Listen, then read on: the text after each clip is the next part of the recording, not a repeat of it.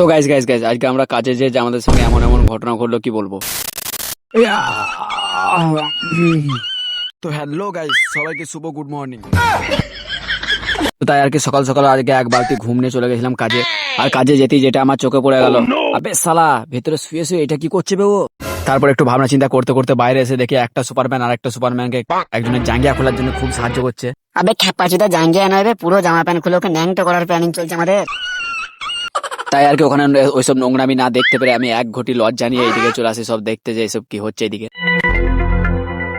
তারপর দেখি অনেক বছর চেষ্টা করার পর একজন একটা কি যেন খুলে বের করেছে। ओह शिट यार।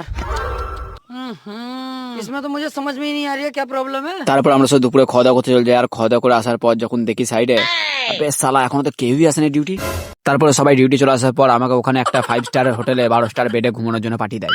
তারপর আমি ওখানে ঢুকতে সালা আমাকে যে এরকম ভাবে হাতে ছেঁকা দেবে আমি আগে ভাবতে পারিনি। তারপর ওখান থেকে ছেঁকা খাওয়ার পর বেরিয়ে আসার পর দেখি আমি একজনের শক্তিমানের মতো গায়ের বল দেখাচ্ছে।